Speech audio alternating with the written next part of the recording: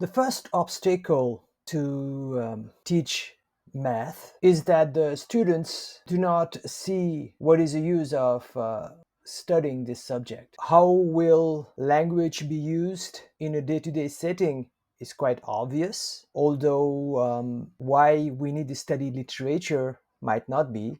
However, it's very difficult to see how geometry will become useful when you grow up. The worst chapter in mathematics that students can't relate to in any ways would be algebra and trigonometry, followed by calculus. To them, it's just a punishment. It just seems as a useless passage of right into adulthood. Those who are dominated by the left brain hemisphere enjoy those mathematical concepts and problems. For them, it's like music to the ears. But even for such students, they have no clue in even guessing where and how the mathematical skills that they are mastering will become useful in their lives. Those who are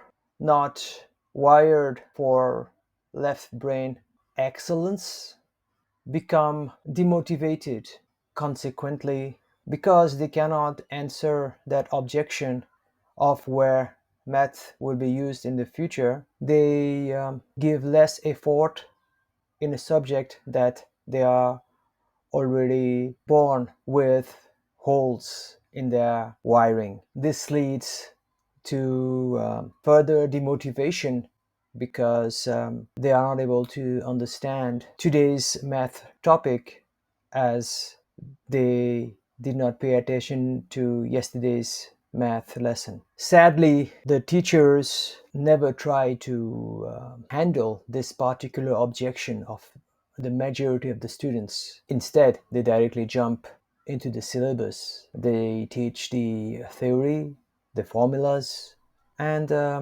they illustrate how the problems are solved. Some of them are good enough to pinpoint the weaknesses of the students by going step by step in problems that they could not solve or they got the wrong answer to. However, teachers are not bothered to explain why they have to study mathematics. Why not? Somehow, it's a simple additional bullet point in a syllabus, but it was never added. If it was part of the syllabus that the students had to be convinced about the importance of mathematics in day-to-day life through valid and real examples, then the teachers definitely would have upped their game and handled that objection right away. Since nobody is doing their job, I'm trying to do it in this chapter. I'll be answering what's the use of mathematics in many ways throughout this chapter. So I will not go into the details right now. All I want to say is that as per the four-brain learning approach that I have expounded on in the earlier chapters, math is already used by most people in their day-to-day activities. That is not all. Math is used in what we call logical thinking processes. Many of us are not aware of it, but our mathematical training has shaped the way we make decisions, form opinions, or simply think. Even in our communications with our friends, we are using mathematics, even though we might not be conscious of it. For example, whenever we doubt somebody, we tend to say, hey, whatever you are saying doesn't add up. Also, mathematics is used by writers of non-fiction, fiction, and movies to make us understand difficult concepts. I will delve into more details for each of those areas where math is being used, albeit unconsciously by most of us. Whenever students express this objection in my counseling sessions, I offer the following analogy. Let's say there is a football player. You'll agree that the task that he's supposed to perform is kick the ball, pass the ball, make a score, prevent the ball being scored. In spite of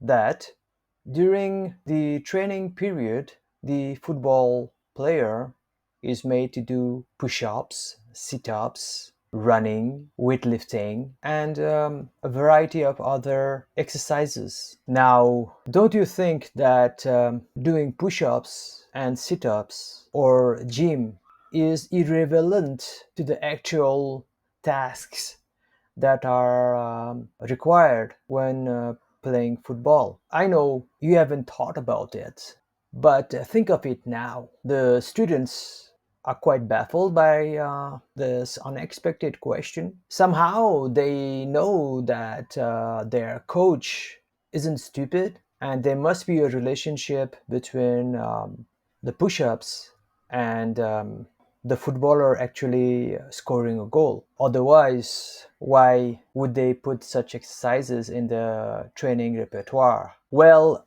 in football, the push-ups is required to strengthen the biceps, triceps, and the overall muscles of the upper body. What is the function of this strengthening with regards to the act of playing football? Well, although football seems to be a local act of hitting the ball with the legs, the best football players use the weight of their whole body to hit a ball so that there is more force. Consequently, the ball can move faster and further. This is where the muscles built by the gym exercises and push ups come into play. The running, along with the strength exercises, also help the player develop